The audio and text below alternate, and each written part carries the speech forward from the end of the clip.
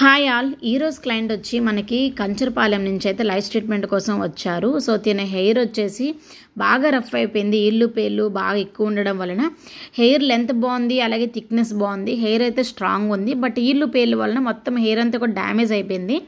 కాబట్టి ఈరోజు మనం తినకి ట్రీట్మెంట్ అయితే చేస్తున్నాము. సో తినైతే ఒక డాన్సర్ అంట, అందువలన తను ఎప్పుడు కూడా నాటు పెట్టేసుకోవడం, అలాగే పోనీ టైల్ పెట్టేసుకోవడం చేస్తూ ఉంటారంట. బాగా స్వెట్ అయితే ఎక్కువ పడుతూ ఉంటుంది సిస్టర్ అని చెప్పారు. అలాగే చాలామంది నన్ను అడుగుతున్నారు, మనకి లైస్ దేని వల్ల వస్తాయి ఏంటి అనేది. మనకి ఎప్పుడు కూడా మన స్కాల్ప్ చాలా క్లీన్ అండ్ నీట్గా ఉంచుకోవాలి. మనం అంటే డాండ్రఫ్ ఉండకూడదు, మట్టి ఉండకూడదు, అలాగే స్వెట్ కూడా ఉన్నా కూడా మనం ఎప్పటికప్పుడు క్లీన్ చేసుకుంటూ ఉండాలి. స్వెట్ ఎక్కువ పట్టినా కూడా ఈ పేర్లు అనేవి వచ్చేస్తూ ఉంటాయి. కాబట్టి మనం కొంచెం కేర్ తీసుకోవాలి. వీటితో మాత్రం తక్కువ ఉన్నాయి అనేటప్పుడు మనం డైలీ ఒక 2 times అయినా మార్నింగ్ అండ్ ఈవినింగ్ దువ్వుకుంటూ ఉండాలి. వెట్ హెయిర్తో ఉండకూడదు, అలాగే ఆయిల్ పెట్టుకున్న తర్వాత దువ్వుకుంటూ ఉండాలి. తడి జుట్టుతో మాత్రం అసలు బయటికి వెళ్ళకూడదు, ఎందుకంటే బయట నుంచి వచ్చిన డస్ట్ అంతా కూడా మన స్కాల్ప్లోనే ఉంటుంది. ఫైనల్గా దీనికి ట్రీట్మెంట్ అయితే అయిపోయింది. 70% క్లియర్ అయిపోయింది. రిమైనింగ్ 30% అయితే ఇంకా సెకండ్ సిట్టింగ్ అయితే తీసుకుంటాను.